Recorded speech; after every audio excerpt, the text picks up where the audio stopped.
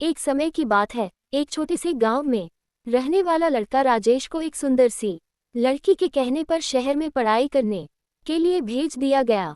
उसके जाने के बाद उसने कपड़ा साइल का काम धंधा करना शुरू कर दिया। एक दिन राज शहर के सबसे बड़े साइल स्टोर पर कपड़ों का खरीदारी करने गया। वहां पहुंचकर उसकी नजर एक दुकान में बेईमानी से छिपी लड़की पर पड़ी।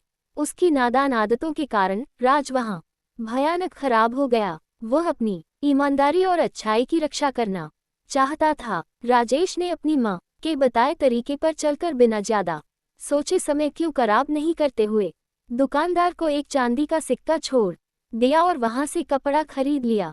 धीमी धीमी धुन सुनाई देती हुई लड़की अचानक अपने पिज्जा पानीपुरी स्थान पर दिखाई दी। वह राजेश की खराब हालत देखकर उनके पास आई और पूछा, आपके हाथ में क्या हुआ है? क्या मैं कुछ मदद कर सकती हूँ? राजेश ने यह बात सुनकर हौसला बढ़ाया और उसने सबसे पहले दुकानदार को धन्यवाद दिया जिसने उसे यह सिक्का दिया, और उसने उस लड़की द्वारा पूछे गए प्रश्नों का उत्तर दिया। धन्यवाद बहन, मेरे हाथ में कुछ नहीं हुआ है, शायद तोड़ी है। लड़की ने राजेश को बताया कि वह उसे बचपन से ही उम्मीद कर रही है। उसने आगे कहा कि उसे एक बहुत अच्छा और भोला लड़का चाहिए जो उसे सब प्यार करे और उसकी ख्वाहिशों को सीधा रास्ता दिखाए। राजेश ने लड़की के प्रति खास इंटरेस्ट दिखाया और उसे बातचीत के लिए आमंत्रण दिया। वे बहुत देर तक बात करते रहे और इस प्रक्रिया में वे दोनों एक दूसरे के बारे में अधिक जानने वाले हुए। धीरे धीरे उनके बीच की रिश्ता बे कहानी एक लड़की और एक लड़के के बारे में है जो बचपन के सबसे अच्छे दोस्त थे।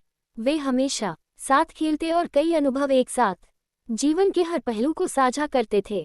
जब वे बड़े हो गए तो उनकी दोस्ती भी और गहरी हो गई। वह एक दूसरे के साथ मनोरंजन करने, साथ पढ़ाई करने और सप्ताहांत में मार्गदर्शन करने लगे। एक दिन लड़के ने अपनी दोस्ती के कुछ अलग महसूस किया।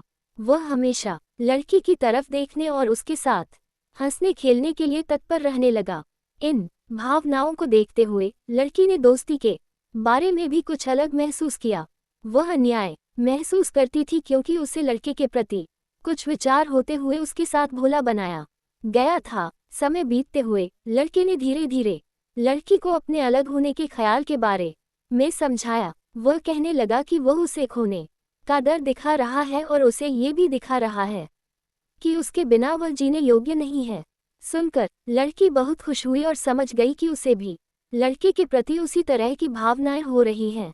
इसके बाद लड़के और लड़की ने अपने भावों को सामने लाकर एक दूसरे को बताया और उसे अपने असली प्यार का आदान प्रदान करने के लिए राजी कर दिया। बाद में उन्होंने अपने परिवार को भी अपने असली प्यार के बारे में बताया और वह विवाह करने के लिए इच्छुक थे। इस प्रकार लड़के और लड़की ने एक साथ विवाह किया और अपने सपनों को साथ मिलकर पूरा किया। वे अपने दिल की बात समय पर बताने के लिए बहुत खुश थे और उनकी प्रेम कहानी एक दूसरे के लिए प्रेरणा का कारण बन गई।